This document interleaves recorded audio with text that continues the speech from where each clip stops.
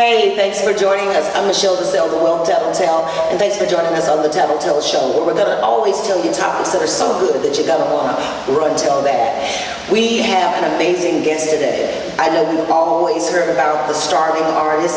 Well, Stacey here is going to share with us her insight, her journey, and all the amazing things that she's doing as an artist, and give you some amazing tips that you may learn how to fund your project.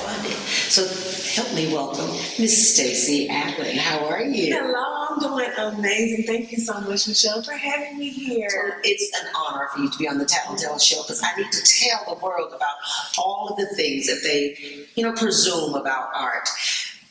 Tell them, who is Stacey Allen? So Stacey Allen is a mother, daughter, wife, sister, dancer, educator, all things, and those are the things that really speak to my artistic practice. The life that I live is what inspires me to create the work that I make. Beautiful, beautifully said.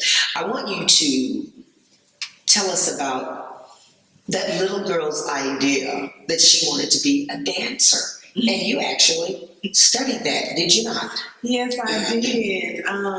So I was blessed to grow up in a home full of artistic expression and community and things like that. Both of my parents worked in social work, and my mother is a visual artist, and my dad had a very, very strong love for music. So I was surrounded by African American art and history and just positive community things. So when we talk about an artist, the dancer, the painter, the singer, and all of that, if you just wake up in melanin, you got about 5 or 6 or 7 talents, right? Yes, ma'am. And so, but we do know that we hear these words so much that can kill a person's dream. Girl, go get a real job. Doesn't that just hurt your feelings when you just feel so good about something? But you were literally able to study dance. How'd that happen? Like I said, my parents were very supportive when, so as many children, I dabbled in a little bit of this and that. I first wanted to be a fashion designer. I used to make jewelry. I never could really draw like my mama could. But in high school, I was like, okay, dance is the one. Right, and so I decided that's what I was going to study in school, and they were supportive. Yes. Then I went on and got a master's in cross-cultural studies, which is still like a liberal arts, so that can still be like, what kind of job that's going to be? Right. You still get that reaction like, but what is that in a job? Right. So to be in this space now, years later, mixing dance with culture, that's the job. Yes. Awesome. That's amazing. And mixing culture with the job. So what does that mean for you now in your professional career? What are you actually doing now? Because Stacey has a job, right? Yes. So I work in arts administration, and I am the director of artistic programming. And what I do is for the institution that I work for, I create the vision for the artistic programs. Who's going to show in the space, what performing artists will have. I need the artists in residencies, help them with their solo shows and whatever resources that they need. Awesome. And so it's really, I taught for 11 years in public school. Yes. So you have to do everything. Right. You come from education. Exactly. You have to learn how to do every single thing. Every single thing. So using those skills in this space, this is how I've been able to blend this career. So everything in my practice, even as a dance artist, is centered around education. Beautiful. That's absolutely beautiful. So I want people to understand the realization of, people that are working in their craft. A lot of people still have their full-time jobs, right? And but when you talk about putting a project together, explain to the viewer about a project coming into its realization, Stacey. Yes. So it starts with an idea. Okay. My advice, my strong advice, what I have followed and what I have seen be successful is that you start with the idea that you want, and then you find the funding that matches that. Because, as I said before, I have a family, and I want this to be sustainable. I think that the work is important, and I want a sustainable, long-standing career. And so you don't want to get bogged down with projects based on funding, like chasing funding. Yes. But then I also understand I have a job. Mhm. So When you say chasing funding, that happens to artists a lot, and then they lose themselves, right?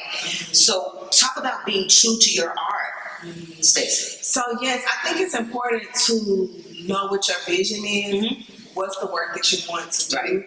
and what I have been finding in the last year or so is that when you show up, I know it sounds very cliche, but when you show up authentically yourself and you proclaim the things that you believe in and the work that you want to do, the right people gonna find you. They really will. You'll be able to, like I've always spoke about, I want to do a project with Black maternal health. I want to do something with Black maternal health. I recently was contacted to do something for reproductive justice in time for the last election.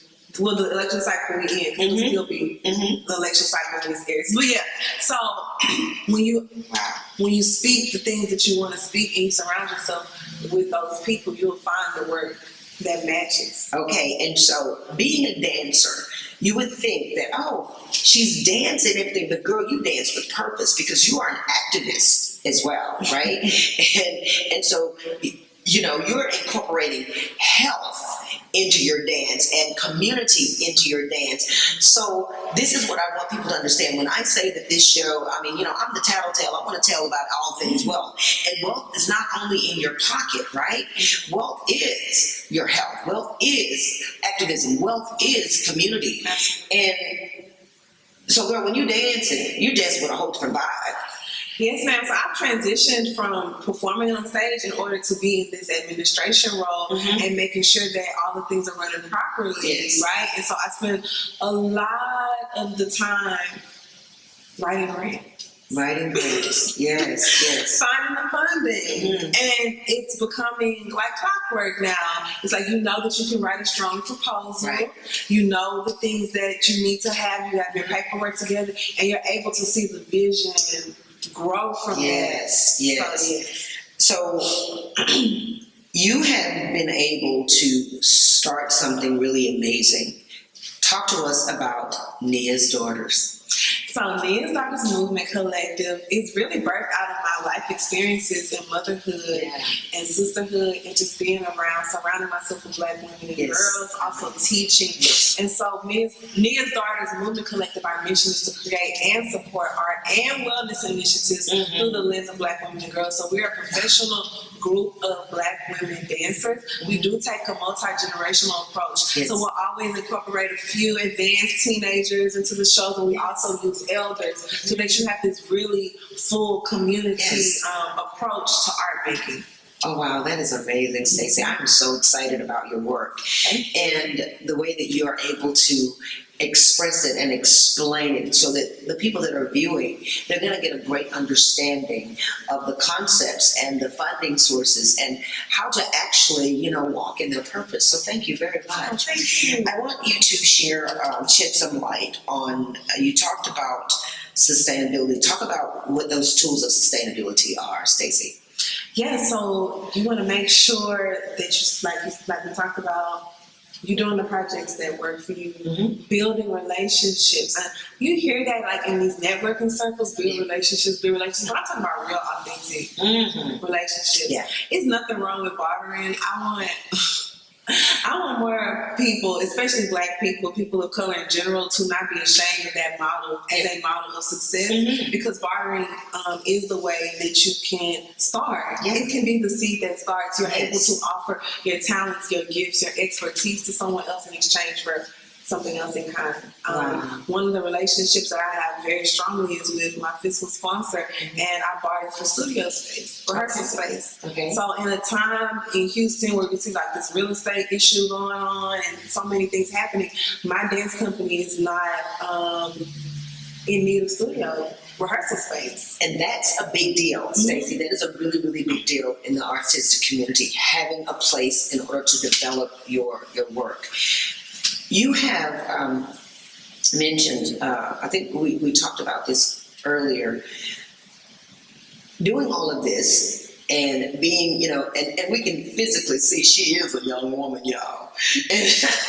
Youngish. But Stacey is doing this, being a mother. Stacey is a mother of 3 young children. How old are those babies, Stacey? 2, 4, and 6. And actually, when I started working on the Fairytale Project, I just had my oldest 2, and I got pregnant with my youngest, John, during the process, and I had to take a break, and I embraced that because life is a part of the art, right? And so you have to be very careful in terms of sustainability, that you're not in this capitalistic mode of push, and that you allow yourself grace and time, but still be strategic. So even during that time when you're on maternity leave, you got a little time, just a little bit between breastfeeding and trying to just get a little bit of sleep.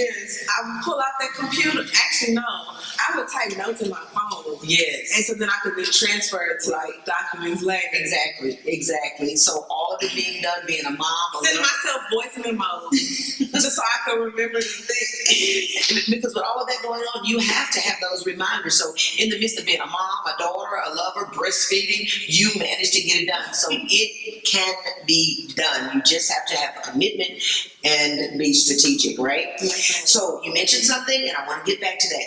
What is fiscal sponsorship, Stacey? I'm so glad you asked. This is something I love to talk to. You can count on me to ask the good questions. I am the tattletale. Yes, ma'am. So generally, when you apply for grants, it's about 3 different sections. You'll have like the individual artists, which a lot of artists are. Then you'll have 501(c), which are like your institutions that are nonprofits. They have the tax exemption status from the government through the IRS. But in between, the gray area that I live in, that I love, is fiscal sponsorship.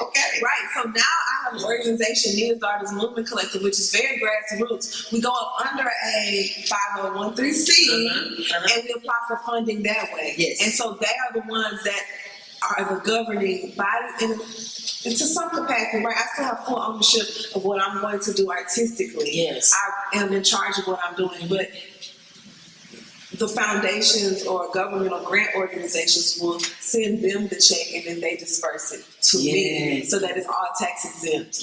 It's really important when you're looking for a fiscal sponsorship that is somebody that you trust, that you have a strong relationship with, that y'all build together, because it is a partnership. Wow. Now that is such good information, so insightful. Y'all, this girl, she's got it. She's got it. There's something amazing that's coming up, Stacey, and it's so deserving. I'm so proud of you. Talk about this big deal that's coming up here in a short while. So the Fairytale Project is a production that we created with Needed Artists Movement Collective, and it centers the love, life, and legacy of Jim and Winnie Shankle. If you're familiar with Texas Freedom Colony, Shankleville is a Texas Freedom Colony situated in East Texas in Newton County. So essentially, Jim and Winnie Shankle, post-emancipation, purchased the land and started a town. I'm not going to tell you too much more about the story because I want you to support the work and see it soon, but we are thrilled that we have been selected to go to South by Southwest Education Conference and Festival this March in Austin. Amazing. That is so amazing. And then I was so excited when I first saw this, because I have a personal relationship, with the family. I grew up hearing this story, and so I'm so very excited about this. And I just want you to know that I'm so happy that you came, and this insight is going to be so helpful for those little young melanin princes that want to be dancers and artists and things of that nature. And it will give them a blueprint of what they can expect and how this thing really works. So thank you so much for your insight, Stacey. And y'all remember, y'all heard it right here. So you run tell that.